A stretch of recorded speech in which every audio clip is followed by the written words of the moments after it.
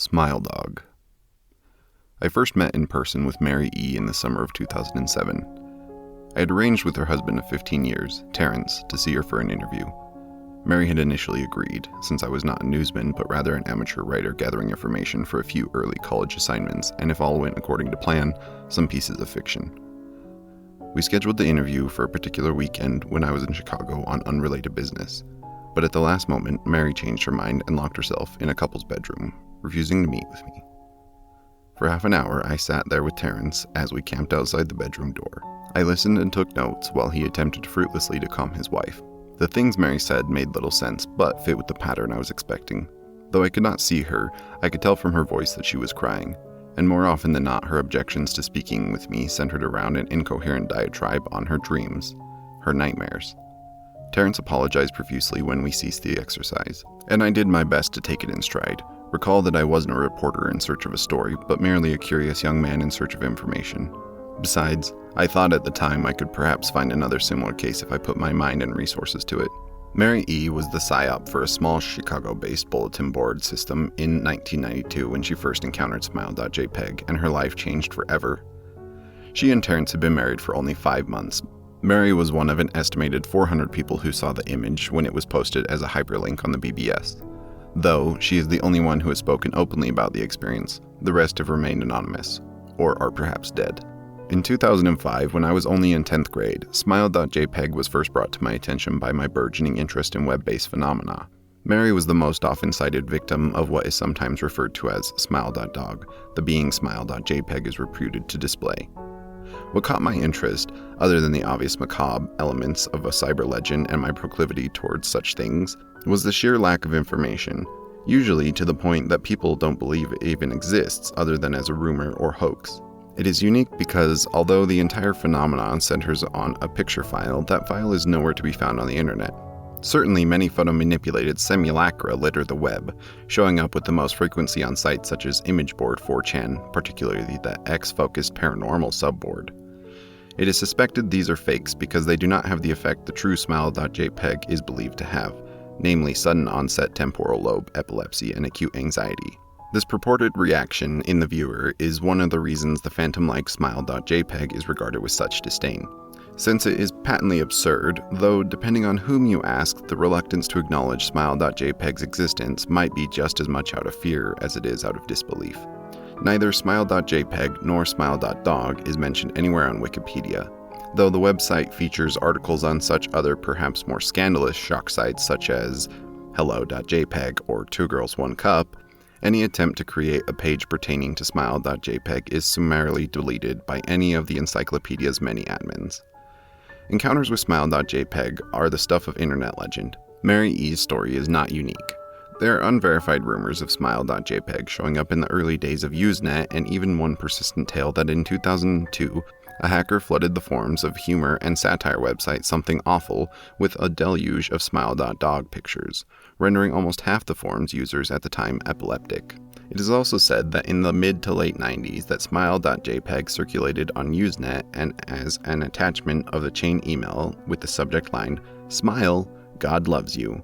Yet despite the huge exposures these stunts would generate, there are very few people who admit to having experienced any of them, and no trace of the file or any link has ever been discovered.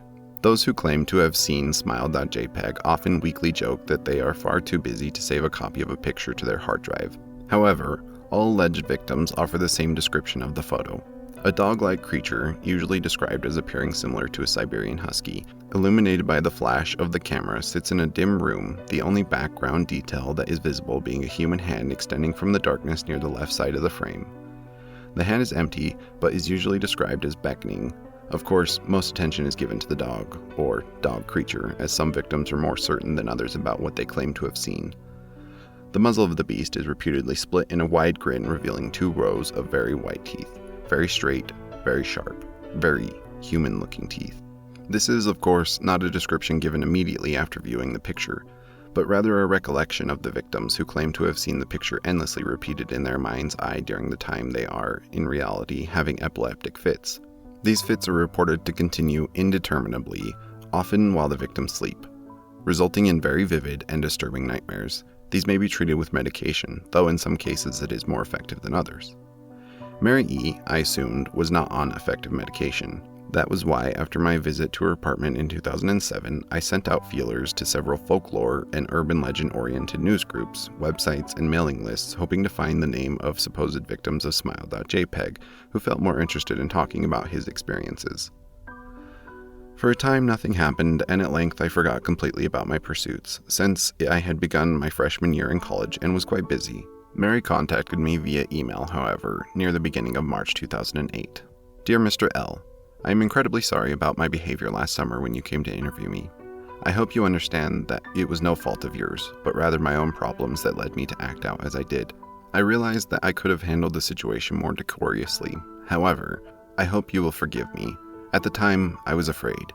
You see, for 15 years I have been haunted by smile.jpg. Smile.dog comes to visit me every sleep night.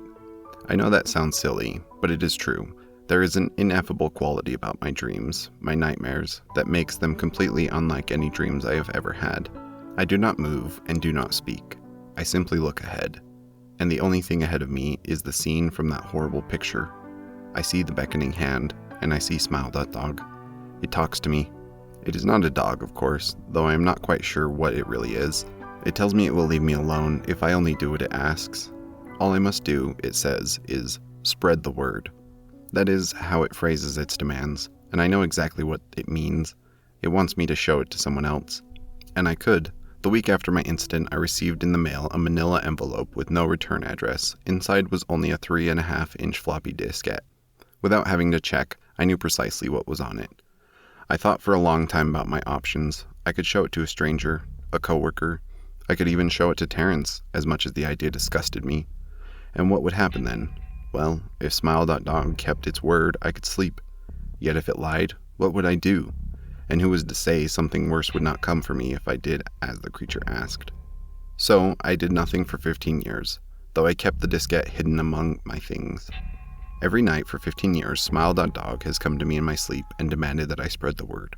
And for 15 years, I have stood strong, though there have been hard times. Many of my fellow victims on the BBS board where I first encountered smile.jpg stopped posting.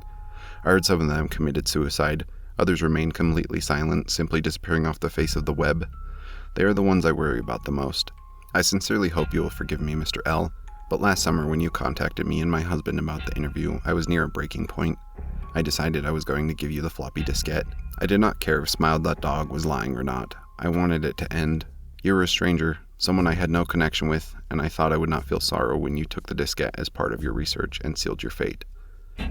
Before you arrived, I realized what I was doing was plotting to ruin your life. I could not stand the thought, and in fact, I still cannot. I am ashamed, Mr. L., and I hope that this warning will dissuade you any further from the investigation of smile.jpg. You may in time encounter someone who is, if not weaker than I, then wholly more depraved. Someone who will not hesitate to follow smile.dog's orders. Stop while you are still whole. Sincerely, Mary E. Terrence contacted me later that month with the news that his wife had killed herself. While cleaning up the various things she'd left behind, closing email accounts and the like, he happened upon the above message. He was a man in shambles. He wept as he told me to listen to his wife's advice. He'd found the diskette and revealed that he had burned it until it was nothing but a stinking pile of blackened plastic. The part that disturbed him most, however, was how the diskette had hissed as it melted, like some sort of animal, he said. I will admit that I was a little uncertain about how to respond to this. At first I thought perhaps it was a joke, with the couple belatedly playing with the situation in order to get a rise out of me. A quick check of several of Chicago newspapers' online obituaries, however, proved that Mary E. was indeed dead. There was of course no mention of suicide in the article. I decided that for the time at least I would not further pursue the subject of smile.jpg, especially since I had finals coming up at the end of May.